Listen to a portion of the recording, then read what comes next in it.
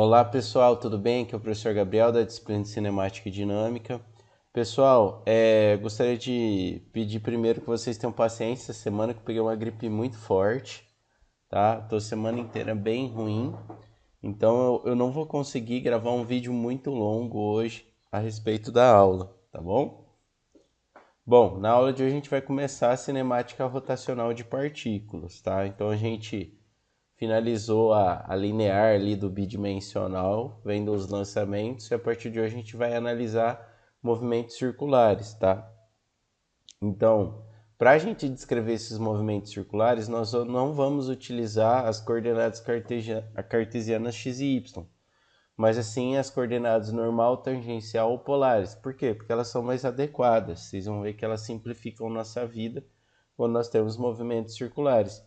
Para isso, a gente vai definir o que é velocidade angular, aceleração angular e estabelecer relação entre elas, tá? Então, pessoal, o movimento circular é o que está sendo executado pela bolinha aí da esquerda, tá? Então, a gente vai investigar sistemas que têm esse tipo de movimento, tá?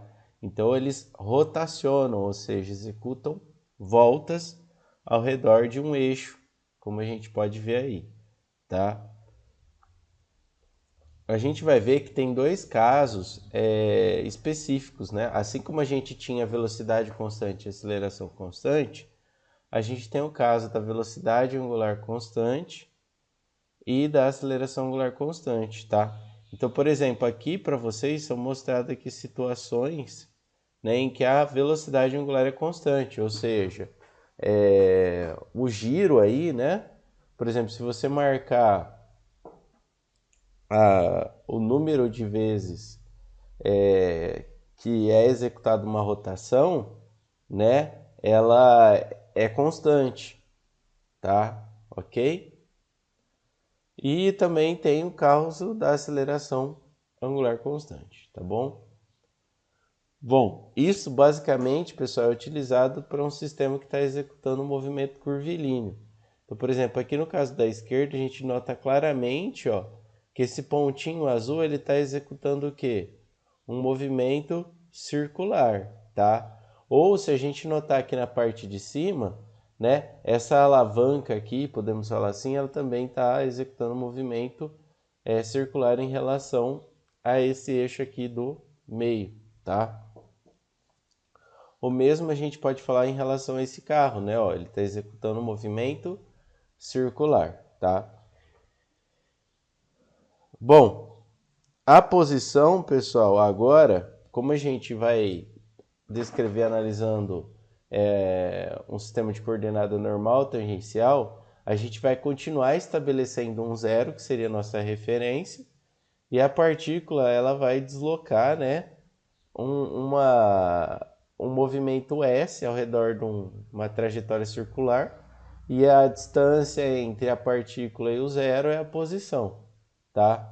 Então eu não vou focar nisso, tá, pessoal? Vou focar na parte mais, digamos assim, interessante, mas se você quiser saber com mais detalhes, dê uma lida aqui no meu material e dê uma lida no livro texto das referências bibliográficas que eu encaminhei para vocês na primeira aula, para vocês verem isso com mais detalhes, tá?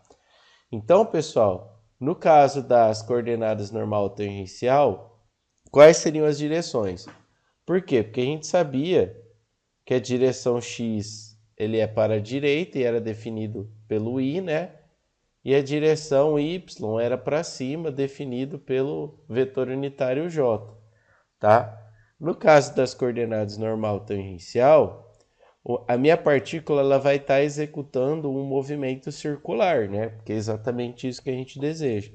Então a direção normal ela vai estar sempre, ó, onde eu estou analisando a partícula, ele está apontando para o centro de rotação, né? Veja que a partícula está girando ao redor de O. Então a direção normal ela é representada por isso, tá? O que é interessante é que a direção normal ela varia de direção, né? Então, por exemplo, se a minha partícula estivesse aqui, pessoal, ó, ela sai daqui, né, e vai fazendo esse caminho, a partícula, né? O que acontece? A direção normal não é da partícula para o centro de rotação, Então, a direção normal ela vai estar agora nessa direção aqui, tá? Eu sei que isso pode parecer complicado, mas isso facilita depois a gente analisar as coisas, tá? E ela, a direção I não era indicada, a direção do X não era indicada pelo vetor I, a direção normal vai ser indicada pelo N, tá? E a direção tangencial pelo T, tá? A relação entre o N e o T é 90 graus, tá? Então, a direção tangencial, ela é perpendicular à direção normal no sentido do movimento. Ou seja, como minha partícula está indo da esquerda para a direita aqui, né? A direção tangencial nesse ponto aqui, ó, ela vai ser 90 graus para esse sentido. Aqui é a mesma coisa, minha partícula não está indo nessa direção. Então a direção tangencial, ela estaria aqui, ó, 90 graus da normal nesse sentido, tá? Veja que a direção tangencial ela também varia de acordo com a posição da partícula, tá? Bom, e aí nós vamos falar muito sobre velocidade tangencial, tá? Mas vamos deixar isso um pouco mais para frente, tá? A velocidade tangencial, pessoal, é ela que vai estar indicada pela tangente, tá?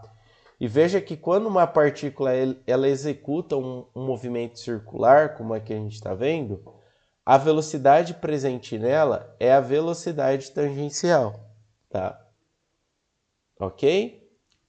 Então, no movimento circular, a única velocidade presente é a velocidade tangencial, tá? Essa velocidade tangencial, pessoal, ela pode ser obtida por meio que da relação entre a velocidade angular e o r.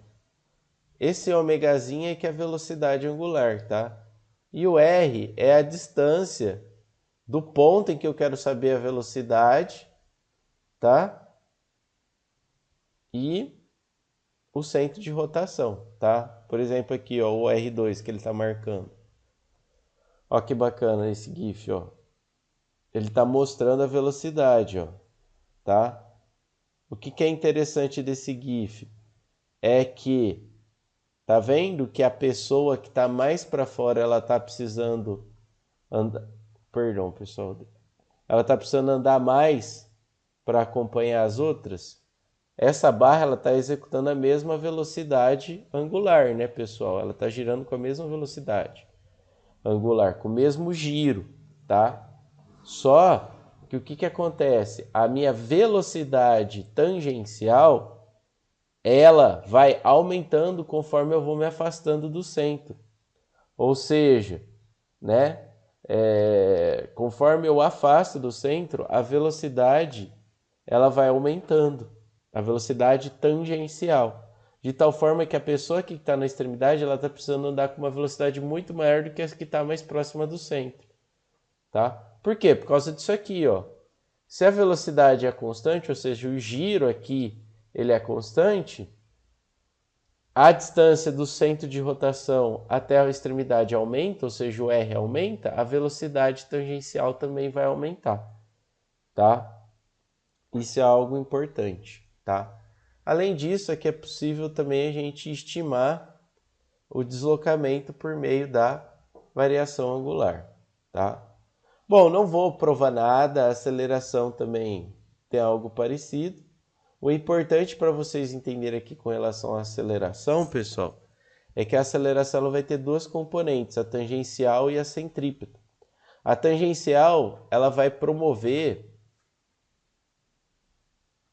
o aumento ou a diminuição da velocidade tangencial do corpo, tá? Ela é responsável por isso, da velocidade. Já a aceleração centrípeta, que está apontando aqui para o centro, ela sempre existe, tá? Ela sempre vai existir mesmo se a velocidade tangencial for constante, porque é exatamente ela que faz com que a partícula ela execute o movimento circular, tá? E ela sempre existe, é por isso que a partícula executa o movimento circular, ó, tá vendo, ó? Aí ele está mostrando, ó.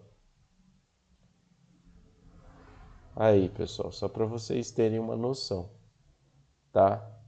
Ok? Então aqui, pessoal, está mostrando a aceleração em termos de módulo, dividir em aceleração tangencial e centrípeta, tá? Ok, ó. Veja aqui, ó, o que vai acontecendo. A aceleração em módulo, ela é igual à aceleração tangencial mais a centrípeta. Então, para eu achar o módulo da aceleração, é igual fazer lá com a x e com a y. Eu vou ter que pegar a aceleração tangencial elevar ao quadrado, o módulo dela, né? E o módulo da aceleração centrípeta e elevar ao quadrado, tá bom? Bom, pessoal, então um resumo aqui, ó, do que a gente viu, tá? Então, ó, primeira coisa, nem coordenadas normais tangenciais, a direção normal, ela nos dá a direção da partícula que nós estamos analisando ao centro, em relação ao qual ela está girando. A direção tangencial é 90 graus dela, né? No sentido do movimento, tá? A velocidade, nós vamos ter a velocidade na direção tangencial, que é a velocidade tangencial. E essa velocidade tangencial, pessoal, ela vou até colocar o VT aqui, ó. Então a velocidade, ela é apenas uma velocidade tangencial na direção tangencial. E essa velocidade, ela pode ser dada pelo produto, né, da velocidade angular e o R, né, ou ρ, tá, pessoal? O ρ é a mesma coisa que o R, tá? É o centro de curvatura, ou seja, a distância da partícula até o centro do qual o meu sistema está girando, ok? Tá? Isso em termos de velocidade. Já a aceleração, pessoal, ela é composta pela aceleração tangencial, na direção tangencial, e a aceleração centrípeta, que é apontando para o centro, ou seja, na direção normal, ok? Essa aceleração tangencial, pessoal, ela é dada deixa eu ver se passa aqui. Aqui, ó. A aceleração tangencial, ela é dada pela derivada da velocidade tangencial, ok? Ou seja, eu só tenho aceleração tangencial se tiver um aumento, né, ó. Então, a aceleração tangencial somente existe se eu tenho uma variação, ou seja, um aumento ou uma diminuição da velocidade tangencial. Só assim que ela existe, tá? Da velocidade tangencial, ok? Então, por exemplo, se minha partícula ela está fazendo um movimento circular com uma velocidade constante, a aceleração tangencial ela não existe, tá? Já a aceleração centrípeta, que é a normal, tá? Ela sempre vai existir, tá? E ela é dada pela velocidade tangencial ao quadrado sobre o R, ou o raio de curvatura, que é o ρ, tá? Ou, né, lembrando lá que a velocidade tangencial é ômega-r, né, ou ômega-ρ, né, tanto faz. Eu posso substituir aqui, ó, vai ficar ômega ao quadrado, ρ ao quadrado, né, porque no lugar do V é o ômega-ρ. Então, a minha aceleração normal, ó, corta aqui o ρ com o quadrado do ρ, vai ficar ômega ao quadrado ρ na direção normal, tá bom? E aí, para eu achar a aceleração, né, o módulo da aceleração, eu tenho que fazer o quadrado de cada uma dessas componentes, tá bom? Então, basicamente é isso. Veja que não tem segredo. Então, agora, como eu tenho um movimento circular, o meu deslocamento ele é um ângulo, a minha velocidade, ou seja, o tanto de giros que eu dou por segundo é a minha velocidade angular, e o aumento desse giro, né, por segundo, ou uma diminuição desse giro por segundo é a minha aceleração angular, ok? De tal forma que a minha velocidade tangencial é o ômega-r, posso ser calculado dessa forma, ou seja, por meio da velocidade angular, e o r ali é a distância do centro de giro até a posição da partícula, e a minha aceleração tangencial, ela pode ser calculada por meio da aceleração angular e o r, tá? O mesmo r, tá, pessoal? Ok? Beleza?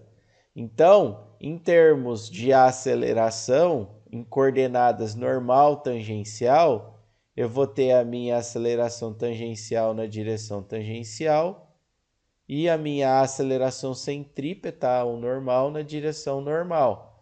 Sendo que a aceleração tangencial eu posso calcular dessa forma, tá? E a aceleração centrípeta, né? É o que? Aquele V tangencial ao quadrado sobre R ou ômega ao quadrado E, ok? E a velocidade é a velocidade tangencial, tá? Não tem outra componente, a única componente é a velocidade tangencial, que é na direção tangencial, ok? Bom, analogamente, pessoal, ao que nós temos lá no MRU, que é o movimento retilíneo uniforme, nós podemos ter também o MCU, tá?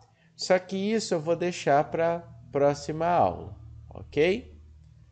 Então, pessoal, feito isso, vou terminar esse vídeo. No próximo vídeo eu vou gravar o exercício 1, ok?